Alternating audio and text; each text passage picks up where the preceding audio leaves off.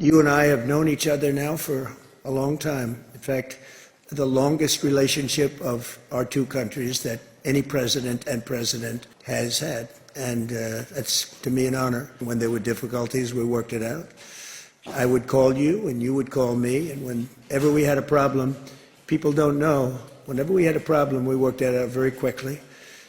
We're going to have a fantastic future together. You're a great leader. I say it to everybody. You're a great leader. 我们一致认为，中美关系是当今世界最重要的双边关系，只能搞好，不能搞坏。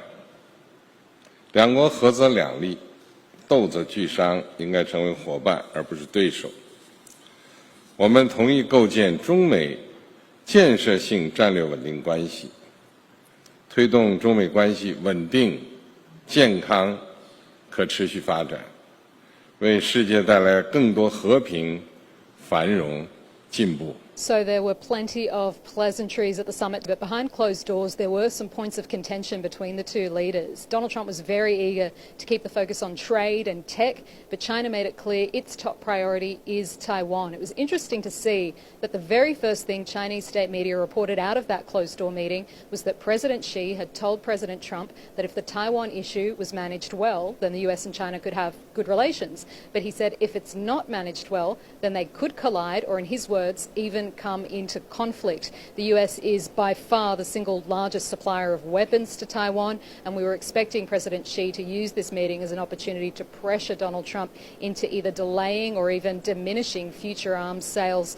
to Taiwan. So we're yet to see how Donald Trump will respond to that request if it was indeed made in that meeting, but we knew Taiwan, for its part, was going to be watching this meeting incredibly closely. Almost immediately after that report, officials here in Taipei came out and said they had been liaising with Washington ahead of the meeting and that they had Washington's assurances that Taiwan would continue to have its full support. But so far there hasn't really been much in the way of firm commitments from this summit yet. Yes, there was that announcement from Beijing regarding US beef, but we knew coming into Beijing that Donald Trump also wanted a purchasing deal on Boeing jets and on soybeans. So far we haven't seen any announcements in relation to either of those. This is maybe the biggest summit ever.